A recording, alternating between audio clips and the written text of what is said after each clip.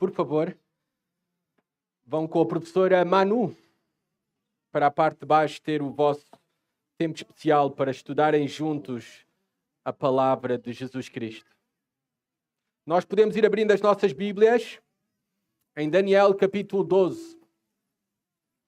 Daniel capítulo 12.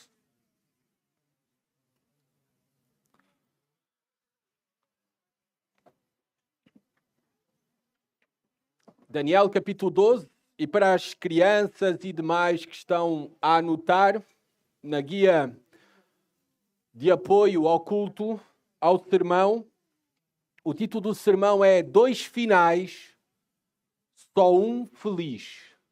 Dois finais, vírgula, só um feliz.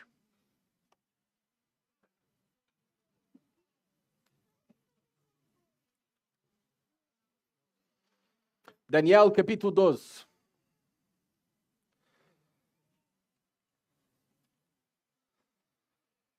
O famoso cientista Stephen Hawking afirmou acreditar que a vida após a morte não é nada mais do que um conto de fadas para pessoas que têm medo do escuro.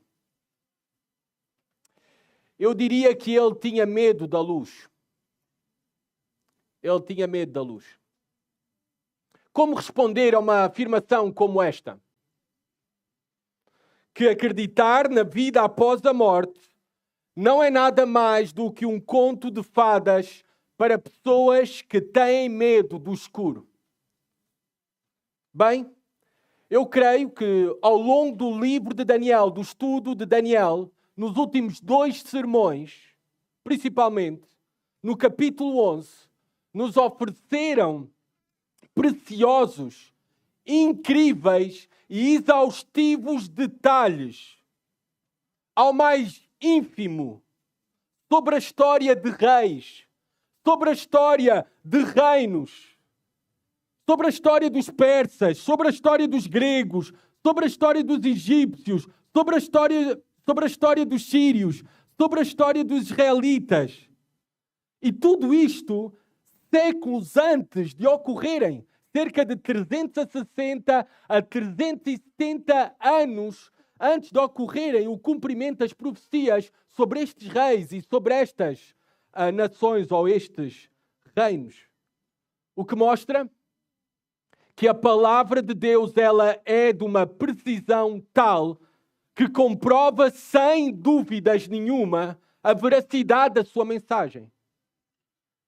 Que demonstra, ao estudarmos o livro de Daniel, que não estamos a ler um conto de fadas.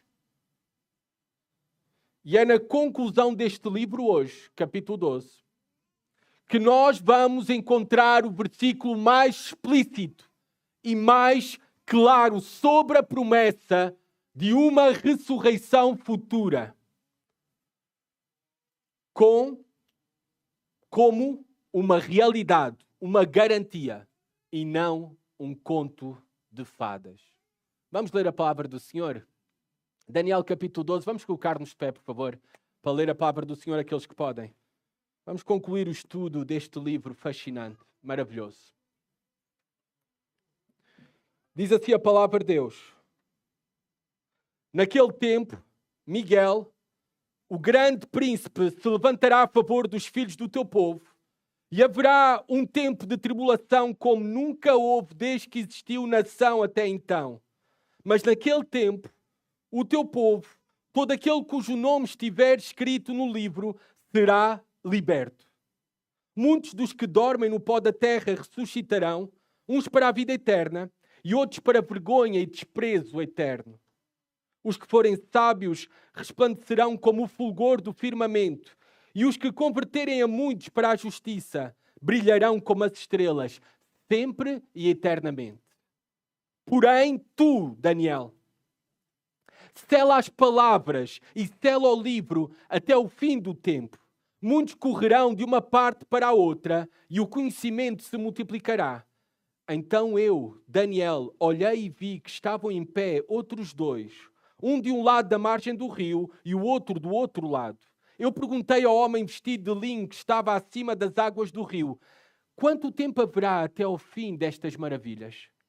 Então ouvi o homem vestido de linho que estava acima das águas do rio, quando levantou ao céu a mão direita e a mão esquerda, e jurou por aquele que vive eternamente que isso seria para um tempo, tempos e metade de um tempo. Quando o poder do povo santo tiver sido destruído, todas estas coisas se cumprirão. Eu ouvi, mas não entendi. Por isso perguntei, meu Senhor, qual será o fim destas coisas? Ele respondeu, vai-te, Daniel, porque estas palavras estão lacradas e seladas até o tempo do fim. Muitos se purificarão, se embranquecerão e serão refinados, mas os ímpios agirão com impiedade. E nenhum deles entenderá, mas os sábios o entenderão. Desde o tempo em que o holocausto contínuo for tirado e a abominação assoladora for estabelecida, haverá 1290 dias. Bem-aventurado, feliz aquele que espera e chega aos 1335 dias. Tu, porém, vai-te até que chegue o fim, pois descansarás e receberás a tua herança no final dos dias. Podem sentar-se, obrigado. Primeiramente, vamos olhar para os primeiros 4 versos do capítulo 12, que na verdade ainda é um seguimento da visão que o anjo Gabriel, enviado pelo Senhor, concedeu, revelou nos capítulos 10 e 11 que nós já estudamos. E agora temos aqui a continuação, a revelação final. A revelação final sobre uma ressurreição dupla. Do versículo 1 até ao versículo 4, nós vemos a ressurreição dupla. Não como um conto de fadas, mas como uma realidade. Primeiramente, no versículo 1, começa da seguinte maneira. Naquele tempo. Qual tempo? A que tempo está-se a referir? Ao tempo que nós estudámos no último domingo. No capítulo 11, versículo 36 até ao 45. E nós vimos no último domingo, para aqueles que não estiveram, que foi revelado o tempo da ascensão de um rei ímpio, perverso, mais do que todos os outros que existiram. Aquele que é conhecido nas Escrituras como o ímpio escatológico, ou seja, o anticristo. A sua ascensão, o seu reinado, o seu domínio. Naquele tempo, nesse tempo da tribulação. O que é que nos espera para vocês se situarem? Temos estudado o livro de Daniel e talvez estão um pouco perdidos escatologicamente. Nós estamos na época da igreja. Nós estamos neste tempo da igreja, por isso nos encontramos aqui. E agora aguardamos o arrebatamento, aguardamos o rapto da igreja, para a mesma ser poupada da tribulação. Ou seja, depois do rapto e do arrebatamento, haverá 7 anos de tribulação, sendo que as Escrituras apontam unicamente para os últimos 3 anos e meio como um período descrito, conforme já vimos no livro de Daniel, como grande tribulação.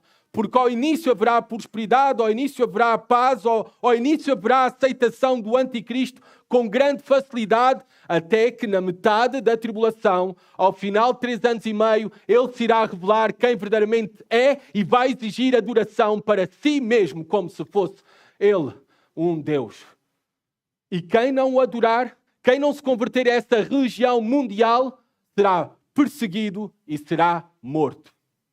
É isso que nos diz as Escrituras, tanto no livro de Daniel, como também depois na conclusão da revelação dos eventos escatológicos futuros no livro de Apocalipse. Agora, já nos situámos naquele tempo. Que tempo está a falar? Tribulação. Revelação do anticristo. Os últimos 3 anos e meio da tribulação. Porque ao final da tribulação, o que é que virá? Virá o fim. Com a segunda vinda de Jesus Cristo. A impiedade, os ímpios, para Jesus Cristo vir ao final dos 7 anos e instaurar primeiramente o seu reino milenar na terra e depois toda a eternidade em glória. Está bem? Estaremos, aqueles que são seus, com Ele para todo o sempre. Mas voltando a situar-nos para não se perderem nesses detalhes. Naquele tempo, começa o texto, tempo da grande tribulação. Naquele tempo o tempo da manifestação do Anticristo, o período final da tribulação. Miguel, o grande príncipe, se levantará a favor dos filhos do teu povo. Nós conhecemos Miguel como o arcanjo. Nós temos outras menções, inclusive no Novo Testamento, no livro de Judas, que ele lutou contra o próprio Satanás, e nós temos uma referência, ao que tudo indica, pelas referências que temos nas Escrituras, que ele é o anjo principal. Por isso é que é chamado o grande príncipe. Não como algumas falsas religiões, como os mormons, que afirmam que Jesus Cristo é Miguel. Não, ele é chamado o grande príncipe, porque príncipe pode ser traduzido também no hebraico como líder.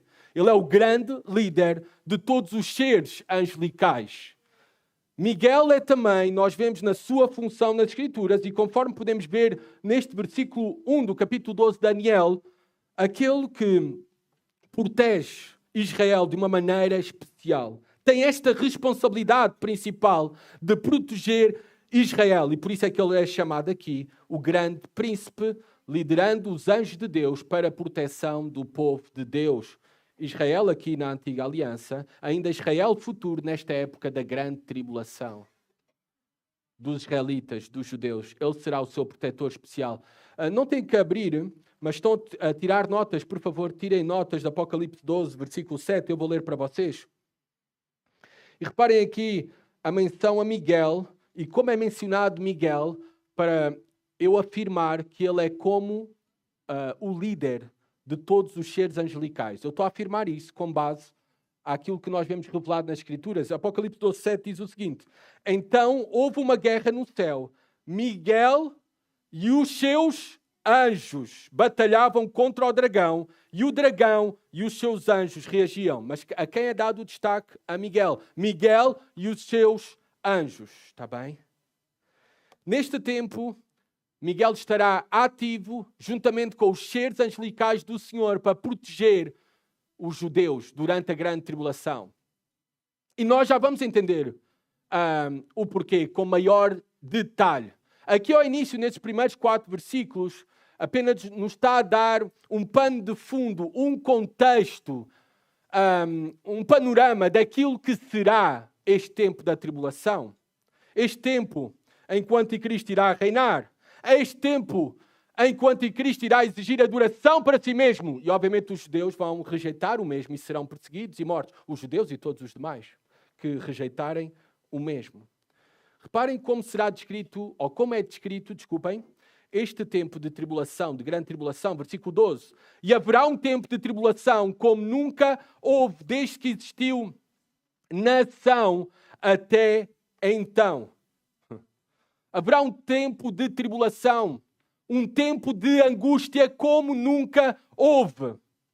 O próprio Senhor Jesus Cristo alertou sobre isso mesmo, e temos as suas próprias palavras proféticas escatológicas em Mateus 24, 21, que eu vou ler para vocês também.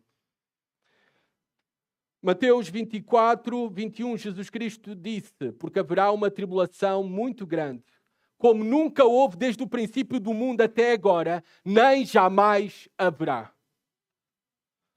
Se pensamos que esta vida, se tu estás aqui e pensas que a tua vida é difícil, se tu pensas que a realidade em que nos encontramos neste mundo é muito má, em comparação com a grande tribulação, nós estamos apenas no modo easy, no modo amador, no modo fácil. Comparando com o tempo da grande tribulação, eles estarão no nível hard, no nível profissional, difícil do mal. Algo incomparável com a realidade presente que nós temos, algo até inimaginável. Por exemplo, não será comparável essa época nem mesmo com o nazismo. O nazismo que provocou genocídios em massa, como o Holocausto, como a Segunda Guerra Mundial. Não será comparável a esses tempos de horrores que este mundo conheceu. Será muito pior. Será muito pior, como nunca houve.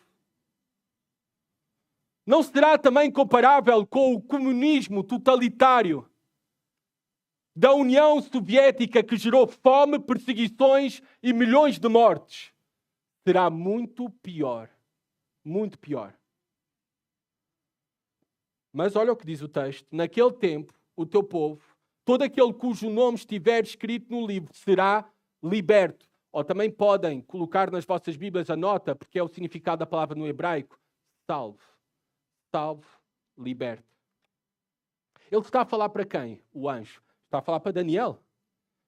E obviamente, então, quem é o povo de Daniel? O povo de Daniel eram os israelitas. E o que percebemos claramente aqui é que o arcanjo Miguel irá ter uma atenção e favor especial em proteger Israel durante o tempo da grande tribulação. E há uma promessa aqui também, até para inclusive aqueles que estarão na tribulação. A igreja já não estará, mas estarão judeus que se converterão em massa durante a tribulação, conforme prometeu até Paulo no capítulo 11 de Romanos, que todo Israel será salvo. Estarão também muitos outros que, pelo testemunho dos salvos, dos eleitos do Senhor na tribulação, se irão converter. Estarão todos esses, e há uma promessa para eles. E uma promessa, obviamente, extensiva para todos aqueles que somos os eleitos, o povo de Deus. Qual é a promessa que está aqui no versículo 1? Todo aquele cujo nome estiver escrito no livro será liberto, será salvo. Que livro é este? Este livro é mencionado ao longo das Escrituras, não apenas aqui. Que livro é este? Bem, o Novo Testamento nos dá maior luz de que livro é e quem faz parte deste livro. Agora, se eu vou, porque eu gosto de ouvir as Bíblias, vou pedir a vocês para me acompanharem na leitura de Apocalipse 20. Apocalipse 13, peço desculpa. Ao 20 já lá vamos também. Apocalipse 13. Vamos ver que livro é este.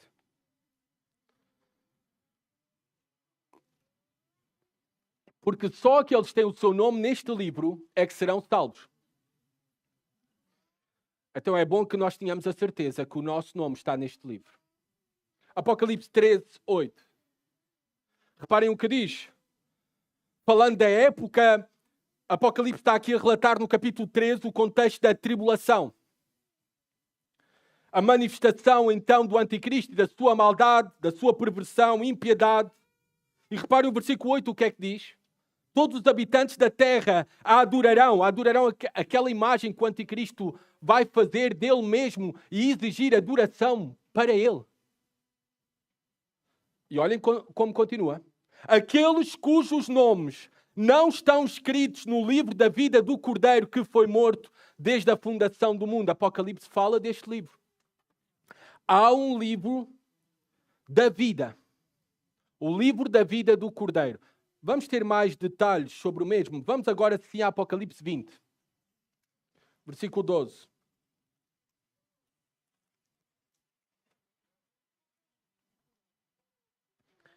Estamos agora no juízo final. O juízo final. E reparem o que diz aqui, o versículo 12. Vi os mortos, grandes e pequenos, em pé diante do trono, e abriram-se alguns livros. Então abriu-se outro livro, o livro da vida. E os mortos foram julgados pelas coisas que estavam escritas nos livros, segundo as suas obras. Reparem o versículo 15 também. E todo aquele que não se achou inscrito no livro da vida foi lançado no lago de fogo. E ainda Apocalipse 21, 27. Nela, na cidade, na Jerusalém celestial, nela não entrará coisa alguma impura, nem o que pratica abominação ou mentira, mas somente os inscritos no livro da vida do Cordeiro. Que livro é este? Que livro é este? Este livro é o que contém o nome de todos aqueles que Deus escolheu desde a eternidade para a salvação. Nenhum deles, que o seu nome já está lá, se perderá. Todos aqueles que foram eleitos desde a eternidade, como o apóstolo Paulo afirma muito bem na sua carta, Efésios capítulo 1, todos eles que estão neste livro não serão esquecidos. Todos que o seu nome já estão neste livro serão, sim ou sim, salvos. Isto já está escrito, está assegurado, não vai mudar. Porque a salvação é uma obra divina, de Deus em nosso favor do início até ao fim. Uma vez salvos, salvos para sempre. Já está escrito, já está no livro da vida do Cordeiro. É por isso que todo o crédito da nossa salvação pertence unicamente a Deus. Louvado seja o Senhor. Versículo 2. Muitos dos que dormem no pó da terra ressuscitarão. Esta é a passagem do Antigo Testamento. Há pouco eu não dei este detalhe importante. Falei de todas as Escrituras, mas é do Antigo Testamento. Esta é a passagem mais clara que faz menção à promessa de uma ressurreição futura. Claro que há outros textos que nós podemos deduzir. Abraão, por exemplo, tinha a esperança, mesmo sacrificando o seu filho, que o Senhor iria voltar a ambos a estarem juntos. Parece que tinha essa esperança e crença numa ressurreição futura. Mas não está tão claro como aqui. Aqui está claramente clara esta promessa sobre uma ressurreição futura. Quando diz aqui muitos, aqui é usado como um hebraísmo para se referir a todos. E claro, todos são muitos. Dormir, nas Escrituras, nós sabemos no Antigo Testamento, no Novo Testamento, o próprio apóstolo Paulo usa dormir como um eufemismo para a morte. Aqui o anjo acrescenta àqueles que dormem no pó da terra. E é impossível ler este texto, dormem no pó da terra, estão mortos e se tornaram pó, sem pensar na promessa que Deus deu como juízo em Gênesis 3, versículo 19. O que é que ele disse ao homem e à mulher? E é isto que aguardamos. Esta é a nossa expectativa, se não formos arrebatados. Gênesis 3, 19. Do suor do teu rosto comerás o teu pão, até que tornes à terra, pois dela foste tirado, porque és pó, e ao pó tornarás. Nós vemos que sim, Deus prometeu como juízo a morte para a humanidade. É a paga, o salário do pecado é a morte. É por isso que homens e mulheres morrem e morrerão. É por isso que se o Senhor não nos arrebatar para vir o período de 7 anos de tribulação e depois a sua segunda vinda, se não passarmos pelo rapto, nós iremos retornar ao pó, porque somos pó. Esta é a nossa matéria humana em que fomos criados. Pó. Mas que promessa maravilhosa, não é? Aqui se une aquela que foi uma maldição e um juízo de Deus, em Gênesis capítulo 3. Agora em Daniel 12 vemos Deus até a restaurar este juízo e esta maldição. Para todos aqueles que estão no livro da vida do Cordeiro, aqueles que pertencem a Jesus Cristo, aqueles que o têm como seu Senhor e Salvador, eles não ficarão no pó. Eles irão ressuscitar e viver para todo sempre. Que maravilhosa promessa. Virar pó não é o nosso fim. Jamais acreditem ao olhar para um caixão, ao olhar para o sepultamento de um cristão, jamais acreditam que o seu fim seja pó. O seu fim é este, glorioso. Irá ressuscitar. Ressuscitarão, diz aqui, uns para a vida eterna, mas também há uma segunda ressurreição. Não são só os cristãos que irão ressuscitar. Os ímpios também. Outros irão ressuscitar, diz o versículo 2, para vergonha. Esta palavra vergonha é a reprovação e rejeição de Deus. Outros irão ressuscitar para desprezo eterno. Deus os irá rejeitar por toda uma eternidade. É aqui também neste versículo 2 que aparece pela primeira vez nas Escrituras a expressão vida eterna. Vida eterna. Há uma vida eterna e há uma morte eterna. Há uma vida eterna com Deus de descanso e deleite para todo o sempre. E há uma morte eterna, separação eterna, rejeição eterna, condenação eterna, sofrimento eterno. São dois finais irreversíveis. Dois fins completamente contrários. E essa será a realidade de todos os homens. Destas duas realidades, uma das duas realidades aqui mencionadas, será a realidade de todos os homens futuras. A pergunta é, qual será a tua realidade? Será aquela que é a ressurreição para o descanso eterno? Essa ressurreição para o descanso e deleite eterno é a ressurreição de todos os eleitos, de todos os tempos, mortos ou vivos, que irão receber um corpo glorificado. Sabemos muito pouco sobre o mesmo, sobre como é que será este corpo glorificado, mas há alguma luz.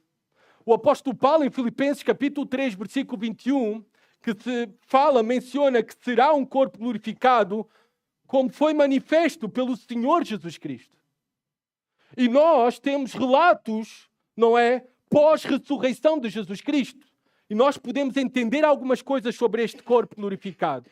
Por exemplo, conseguir percorrer longas distâncias num curto espaço de tempo, ou de forma instantânea. Atravessar paredes. Comer. Vamos comer pela eternidade. Há muitos que estão felizes por isso. Ou todos nós, não é? Quem não gosta de comer? Vamos também ser... Reparem, nós vamos ser reconhecidos fisicamente por toda uma eternidade. Os nossos traços físicos, de alguma maneira, nós nos iremos conseguir reconhecer. Então, por isso, vocês entendam, crianças, jovens, adolescentes, que muitas vezes lutam com a vossa identidade, com as vossas características, com o vosso cabelo, com o vosso corpo. Vocês são uma criação perfeita de Deus. E esses traços são tão perfeitos e Deus vos criou com essa identidade e essas características que Deus vai preservar as mesmas por toda uma eternidade. Mas, claro, num corpo muito melhor. Sem cabelos brancos, sem problemas de visão, sem dores, também, sem dentes tortos e por aí fora. No entanto, é importante dizer o seguinte. É necessário, porque alguns têm interpretado este versículo, que dormirás no pó da terra, ensinando o sono da alma. Quando morremos há o sono da alma. Não é isso que nós vemos nas Escrituras. Não há um estado intermediário. Não é? Depois da morte, entre a morte e a ressurreição. Não há um estado intermediário. O que é que nos diz a Bíblia? Quando nós morremos, o Espírito vai diretamente para a presença do Senhor. Querem ver isto claramente? Reparem a esperança que o apóstolo Paulo tinha em Filipenses 1. Vamos lá, Filipenses 1. Então, não vai haver um sono, o sono da alma, um estado intermédio. Não, o nosso espírito estará logo após a nossa morte, estará na presença do Senhor e desfrutando do mesmo, aguardando sim depois a ressurreição do nosso corpo glorificado. Reparem o que diz o apóstolo Paulo em Filipenses 1, versículo 21 a 23. É por isso que o apóstolo Paulo diz isto. Pois para mim o viver é Cristo e o morrer é lucro. Mas se o viver no corpo resulta para mim em fruto do meu trabalho, não sei então o que escolher.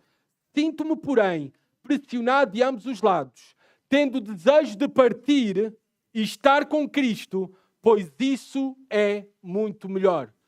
O apóstolo Paulo sabe que se parte, falando aqui outro eufemismo para a morte, se morre, ele estará diante do Senhor.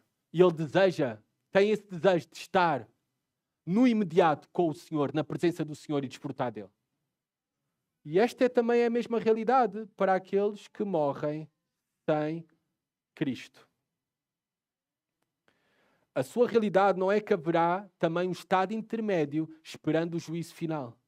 A sua realidade, conforme vemos em Lucas 16, na parábola de Rico e Lázaro, Lucas 16, pelo tempo não podemos ir lá ler, a realidade será de uma presença instantânea no inferno, em sofrimento, numa condição irreversível.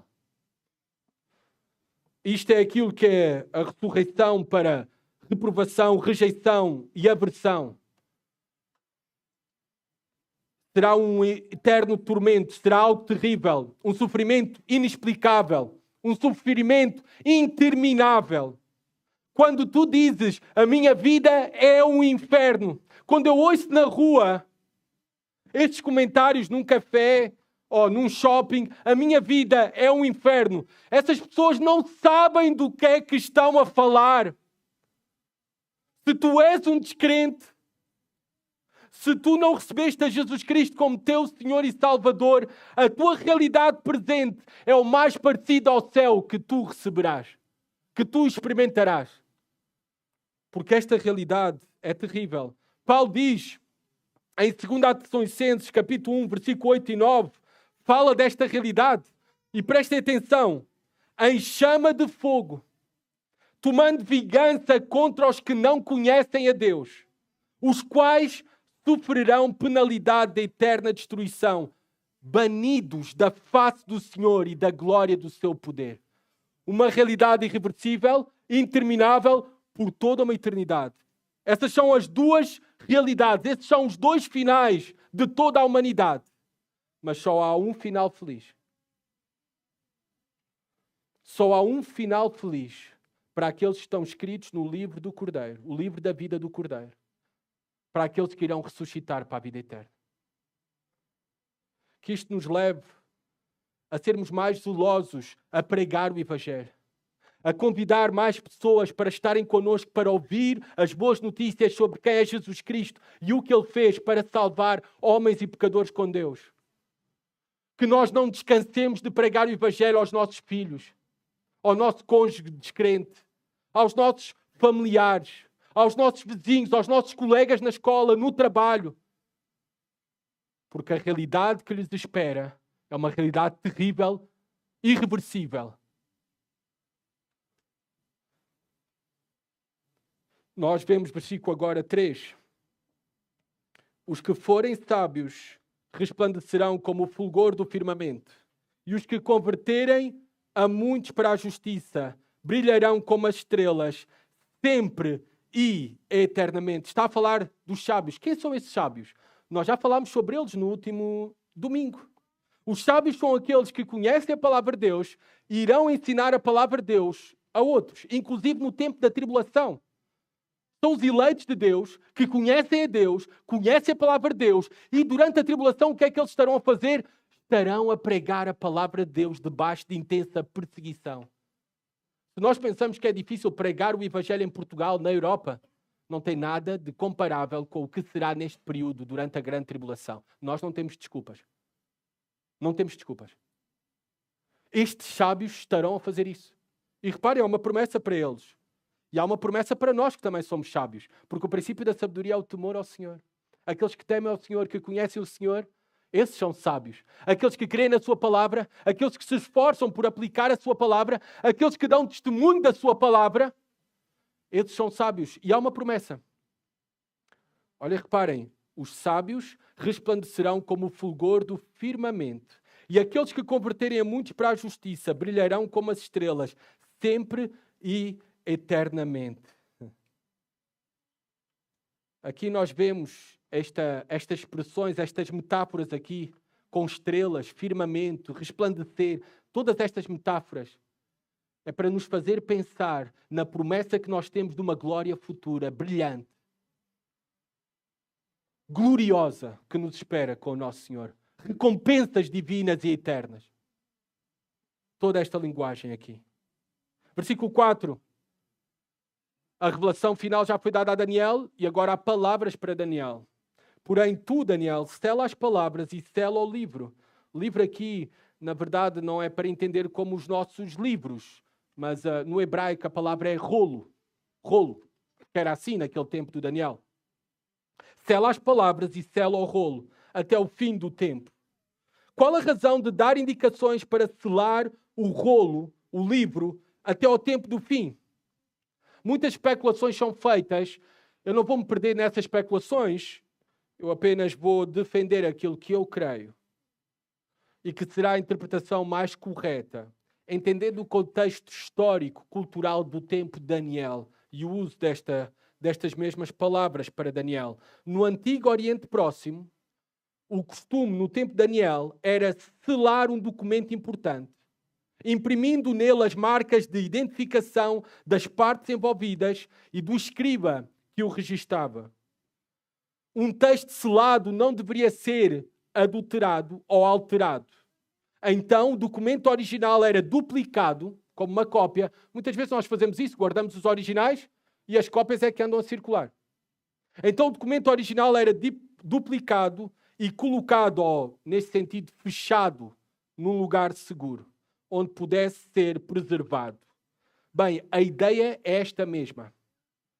É dada uma ordem a Daniel para preservar estas palavras que recebeu até ao fim, para registá-las, guardá-las, porque elas são para um tempo distante, um tempo em que Daniel já não estará. Porque ele diz isto mesmo no capítulo 12, ao final, conforme já vamos ver com maior detalhe. Mas guarda para o futuro povo de Deus.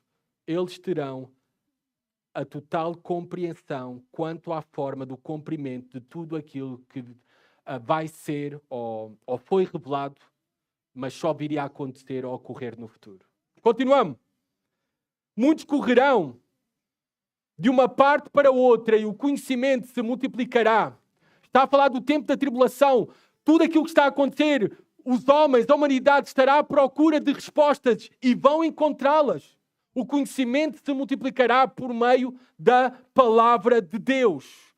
Será por meio do livro de Daniel, que vai dar um grande consolo, que vai fortalecer grandemente a fé, que irá trazer grande esperança num tempo terrível. Será por meio da palavra de Deus.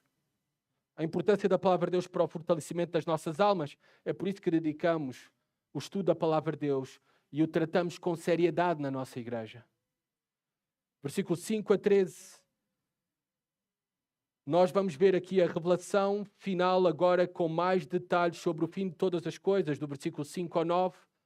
Fala Daniel no versículo 5 que 2 anjos apareceram, 2 anjos que apareceram junto ao rio. Nós sabemos qual é o rio, porque o capítulo 10 já nos tinha dito onde é que se encontrava Daniel, é o rio Tigre. E apareceu também um homem vestido de linho. Nós já vimos no estudo do capítulo 10 que este homem vestido de linho é Jesus Cristo, pré-encarnado, antes da sua encarnação, antes de se ter tornado homem. E versículo 6 diz, reparem aqui no versículo 6, o anjo pergunta, ou melhor dito, eu perguntei, ao homem vestido de linho que estava acima das águas do rio, quanto tempo haverá até o fim destas maravilhas? Maravilhas aqui deve ser entendido como atos extraordinários, atos de difícil compreensão. Neste contexto, que é o contexto da grande tribulação, são os atos de Deus de juízo. São maravilhas nesse sentido, extraordinários, difícil de compreensão, atos de juízo, um tempo único e singular, será o tempo da tribulação. E reparem, não pergunta, a pergunta de Daniel não é quando, é durante quanto tempo. Reparem, quanto tempo haverá até o fim destas maravilhas? E reparem, versículo 7, ele vai obter uma resposta. Então ouviu o homem vestido de linho, ou seja, Jesus Cristo, que estava acima das águas do rio. Quem caminhou sobre as águas? Jesus Cristo. Quando levantou ao céu a mão direita e a mão esquerda, num ato de juramento só é necessário levantar uma mão. Ele levantou as duas mãos. E não apenas levantou as duas mãos, ainda jurou por Deus. Ou seja, tudo isto é a ideia em que estas palavras são verdadeiras e elas sim ou sim se irão cumprir. Não há como não serem cumpridas, cada uma. E qual é a resposta? Versículo 7. E agora as coisas começam a complicar. E jurou por aquele que vive eternamente, que isso seria para um tempo, tempos e metade de um tempo. Agora, o que é que queremos dizer? O que é que a Escritura quer dizer com isto? Há tantas interpretações. Para mim, o melhor método para nós como igreja, o melhor método de interpretarmos a Escritura é o método histórico, literal, gramatical. E com isto, fazendo esta interpretação, nós temos, se conferirmos Daniel 9, 27 Nós temos um tempo que é dado ao detalhe, literal, 9:27, Daniel 9:27. Eu vou ler para vocês. E ele fará uma firme aliança com muitos por uma semana. E na metade está a falar dos uma semana, 7 anos da tribulação. E na metade da semana, na metade dos 3 anos e meio, fará cessar o sacrifício e a oferta, e sobre a asa das abominações virá o assolador, até à destruição determinada que será derramada sobre o assolador. Um tempo, entendem, 1 ano. Depois diz tempos, plural, 2 anos. E depois diz metade de um tempo, é metade de 1 ano. E está a falar, conforme nós já vemos, à metade da semana, metade está a falar de 3 anos e meio. 3 anos e meio. Quando o poder do povo santo tiver sido destruído, todas estas coisas cumprirão. Ou seja, a grande tribulação, todas estas coisas se irão cumprir com a manifestação do anticristo. Na metade da tribulação, irá perseguir, irá destruir o povo de Deus.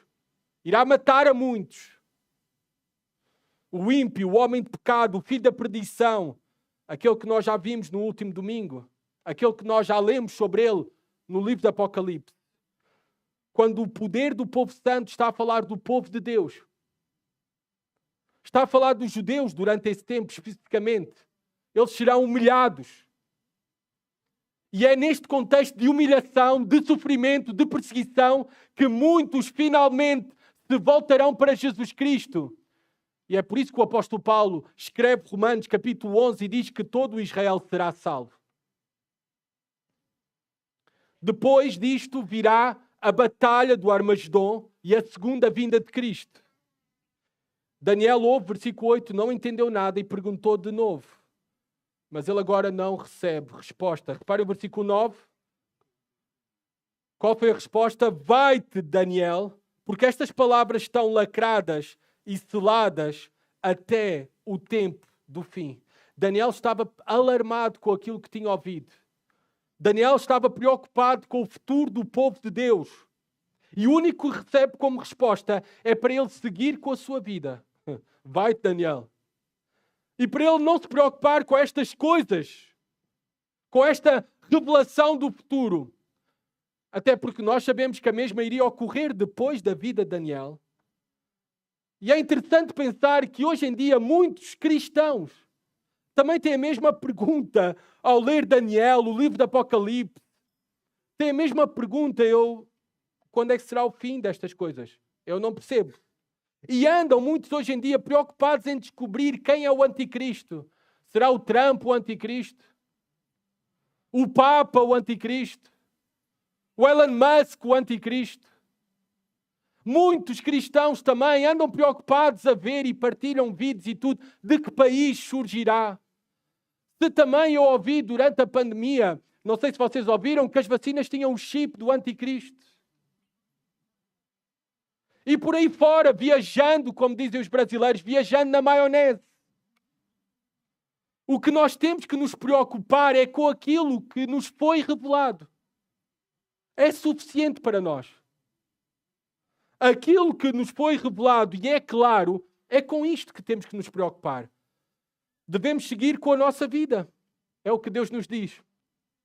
Devemos procurar ser obediente àquilo que já foi revelado. E também devemos confiar naquilo que foi revelado, que já foi revelado e que está claro para nós estarmos preparados para os cumprimentos da profecia ou de todas as profecias do Senhor. É suficiente. Termina versículo 10 e 13 com promessas e grande esperança para Daniel e, por extensão, para todos nós. A promessa da ressurreição futura. A promessa do descanso futuro. Reparem o versículo 10. Muitos se purificarão, se embranquecerão e serão refinados. Nós vimos isto no último domingo. Através da tribulação, do sofrimento, haverá crescimento espiritual do povo de Deus. Será assim na tribulação. É assim também necessário na nossa vida. É por isso que nós sofremos. É por isso que há dificuldades. É por isso que o Senhor não vem imediatamente ao nosso socorro. Porque nós precisamos passar pela tribulação. Nós precisamos passar por tempos de angústia para o nosso aperfeiçoamento, para o crescimento espiritual, para o fortalecimento da nossa fé. Versículo 11. Depois do tempo em que o sacrifício diário for tirado e posta a abominação desoladora. Ou seja, quando é que isto vai acontecer? Agora, do que é que ele está a falar? Ou seja, este é o tempo em que o anticristo irá romper o pacto de paz com os judeus, irá proibir os sacrifícios diários no templo. Eu creio que haverá uma reconstrução do templo em Jerusalém, mas tudo isso será cessado pelo anticristo. E ele vai cometer a abominação desoladora. O que é que será a abominação desoladora? Nós não sabemos ao certo, mas tudo indica, parece aquilo que nós já lemos hoje, no livro do Apocalipse, capítulo 13. A abominação desoladora é que ele irá trazer uma imagem para o templo que é dedicado a adorar o único Deus vivo e verdadeiro, irá exigir adoração para ele mesmo. Esta é a abominação desoladora. E diz aqui um detalhe sobre o tempo, a duração desse tempo. Haverá ainda 1290 dias. Agora, se tu fazes as contas, 3 anos e meio são 1260 dias. E aqui as contas agora não batem certo. Diz 1290 dias. Haverão mais 30 dias. Ou está a contar antes dos 1260 dias?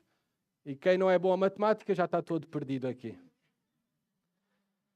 Eu creio, pelo contexto, que esses 30 dias são literais, obviamente, seguindo a interpretação, e está-se a referir a dias após a tribulação, após a segunda vinda de Jesus Cristo, em que serão dias em que Jesus Cristo irá julgar os vivos que restarem sobre a terra.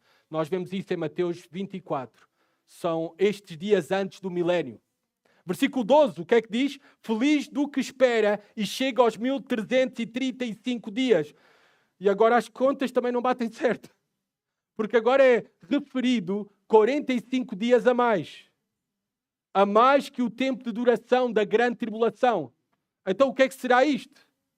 Bem, esses 45 dias, para mim, no meu entendimento, uma melhor explicação é que será um tempo de preparação desta criação, da ordem, dos povos, todo o tempo de preparação para o reino milenar de Cristo na terra.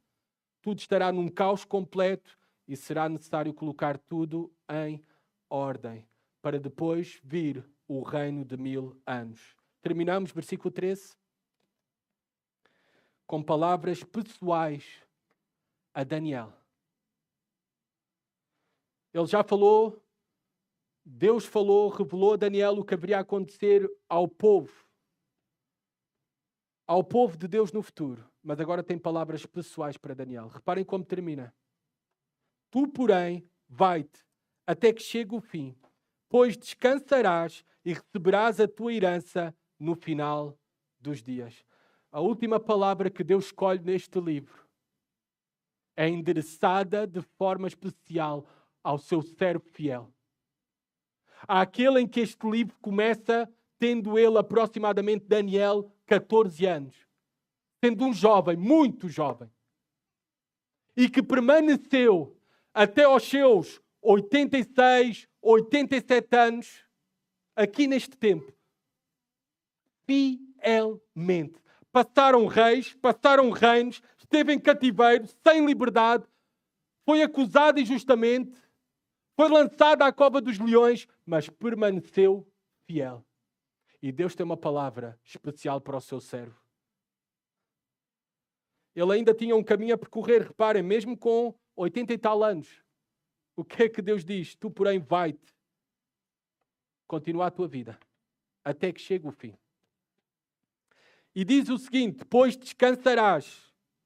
Descansarás é um eufemismo para a morte, como já vimos. Tu irás morrer, Daniel. Tu irás morrer. Mas olhem a promessa. E receberás a tua herança no final dos dias. Daniel não podia compreender tudo sobre o que lhe foi revelado, assim como nós também não. Mas o mais importante e a mensagem que nós devemos ficar do livro de Daniel é a seguinte: sejam fiéis. Sejam fiéis e olhem para o futuro com grande esperança. Sejam fiéis, porque independentemente do que aconteça no reino dos homens, nesta terra dos viventes, independentemente que venhas a dormir, a morrer, tu irás ressuscitar. Se tu tens o Senhor Jesus Cristo como teu Senhor e Salvador, tudo irá terminar bem para Daniel e para todo o povo de Deus. Tu receberás a tua herança no final dos dias. No final de todas as coisas, Deus promete ao seu povo fiel descanso e ressurreição futura, glória eterna. Esta é a mensagem principal do livro de Daniel. Nenhum fiel escapará das situações mais hostis e das mais duras dificuldades, tribulações nesta vida. Nenhum de nós escapará em maior ou menor grau. Esta é a mensagem de Daniel, no livro de Daniel.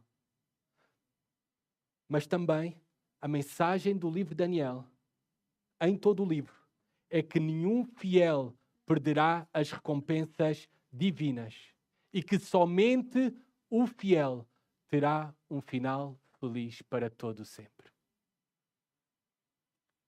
No fim de tudo, nós iremos receber a ressurreição, a herança de todas as coisas, iremos desfrutar para todo sempre. A nossa maior porção será o próprio Senhor e, juntamente com Ele, todas as coisas que Ele tem preparadas para nós, que até nós nem podemos imaginar o que é. Aquele dia em que o Rei irá voltar para aqueles que estiverem à sua direita, para aqueles que são seus, irá dizer-nos as seguintes palavras: vinde, benditos de meu Pai, possuí por herança o reino que vos está preparado desde a fundação do mundo. Aqueles que em Apocalipse diz, terminando as últimas palavras escritas no livro de Apocalipse, o seguinte: aquele que vencer, aquele que perseverar até ao fim, ele herdará todas as coisas. E eu serei o seu Deus, e ele será o meu filho. Nos aguarda uma herança incorruptível, incontaminável, que não se pode murchar, guardada nos céus para nós. Independentemente dos reis, reinos, circunstâncias, tribulações, nós já sabemos qual é o nosso fim. E o nosso fim será glorioso, triunfador. Vivamos com essa esperança. A única coisa que nos devemos preocupar, igreja, é sermos fiéis. Fiéis. Até recebermos este final feliz para todo sempre. Oremos. Senhor, obrigado pela tua palavra. Obrigado, Pai, pela tua glória manifestada na mesma. Obrigado pelas tuas promessas preciosas para nós, Senhor. Que elas possam fortalecer a nossa fé. Que elas nos possam, Senhor, também animar, encorajar para dedicarmos mais em fidelidade a Ti em todas as coisas, aguardando o nosso fim, o fim em que nós iremos descansar eternamente, em que iremos desfrutar de Ti para todo o sempre, em que iremos ressuscitar-te num corpo glorificado e em que iremos receber como herança todas as coisas que Tu tens preparada para nós. Senhor, louvado sejas Tu, Pai. Aceita a adoração dos nossos corações e também se há aqui algum coração que não tem esta mesma esperança, ó Senhor, abre o seu coração para receber a Tua palavra como verdade e crer em Jesus Cristo como seu Senhor e Salvador. Amém.